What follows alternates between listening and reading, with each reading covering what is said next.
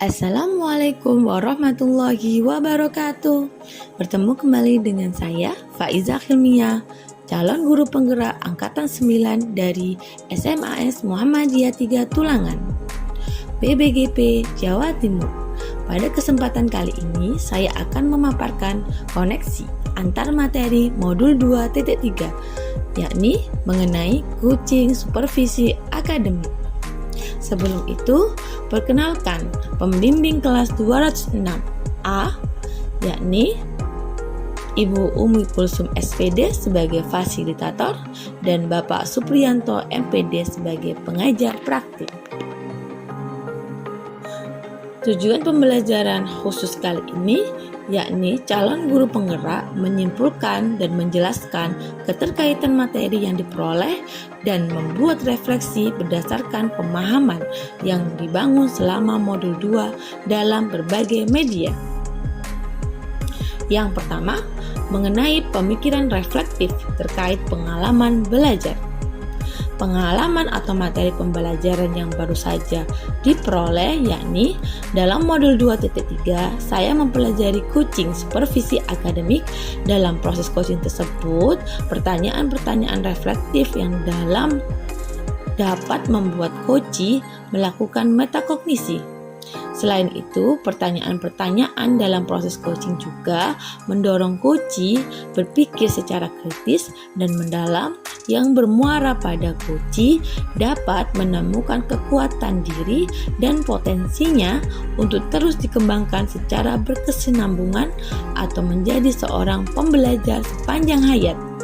Hal tersebut tidak lepas dari implementasi alur tirta, yaitu tujuan, identifikasi, rencana aksi, dan tanggung jawab, serta menerapkan prinsip coaching, yakni kemitraan, proses kreatif, dan memaksimalkan potensi.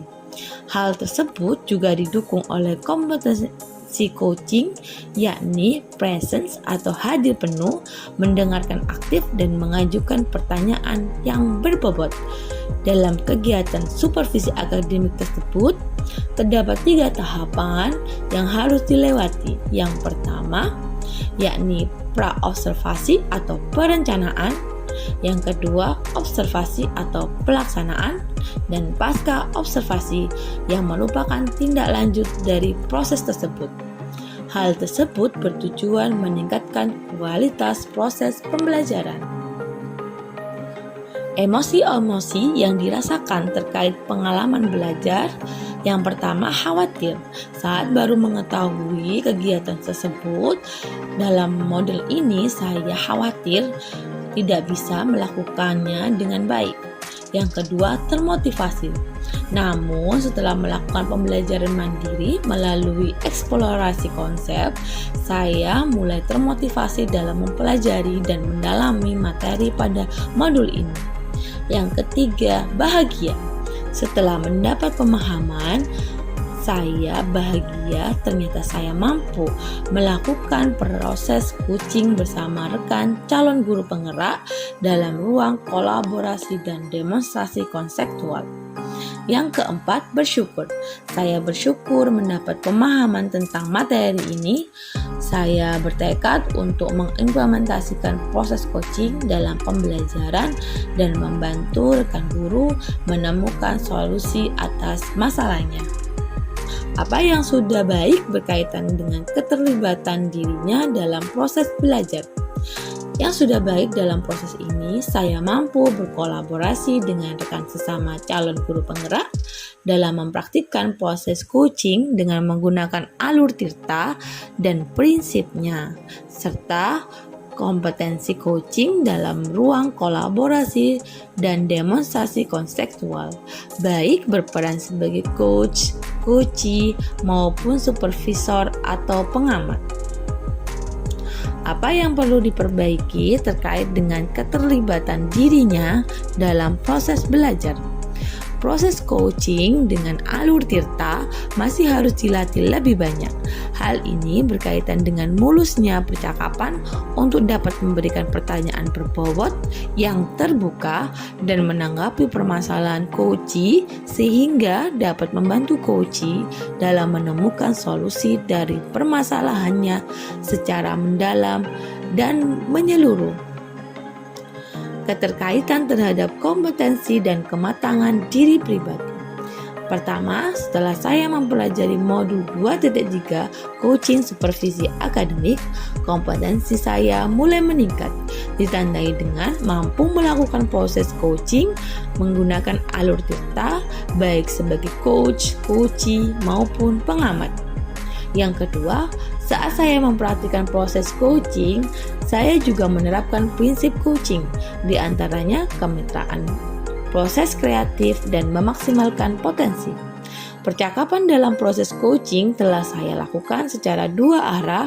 Hal ini dapat membantu seseorang untuk menjadi otonom karena dalam prosesnya, orang yang dikembangkan perlu untuk berpikir dalam dirinya untuk mendapatkan kesadaran diri akan situasinya dan kemudian menemukan langkah-langkah apa yang perlu dilakukan untuk mengembangkan kompetensi dirinya. Sehingga saya mampu mencapai tujuan dari coaching, yakni menuntun coachee menemukan solusi atas masalahnya secara mandiri dan berkelanjutan.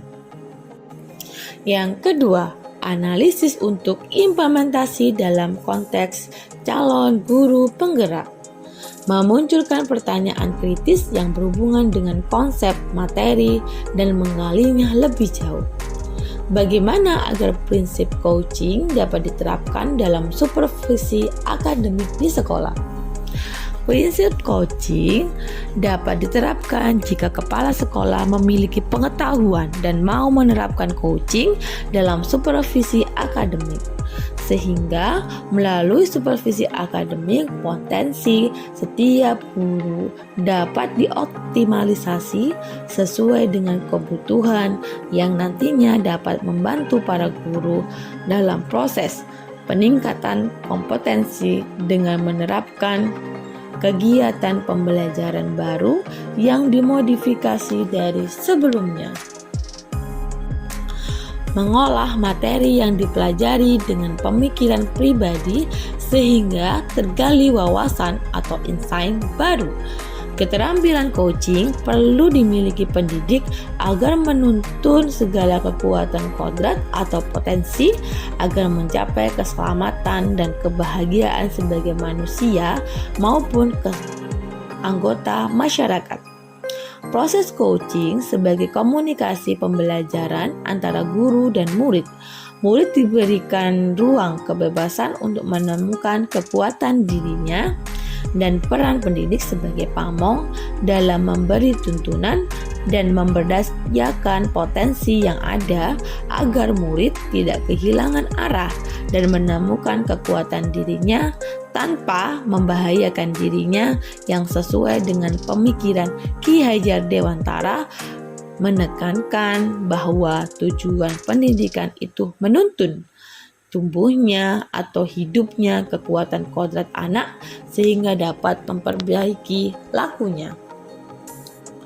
Menganalisis tantangan yang sesuai dengan konteks asal calon guru penggerak, baik tingkat sekolah maupun daerah. Tantangan terberat merubah pandangan mengenai supervisi akademik sebagai proses satu arah dari kepala sekolah kepada guru. Saatnya sekarang kita memiliki pemahaman positif bahwa supervisi akademik sebagai kegiatan berkelanjutan untuk meningkatkan kompetensi guru sebagai pemimpin pembelajaran dalam mencapai tujuan pembelajaran, yakni pembelajaran yang berpihak pada anak.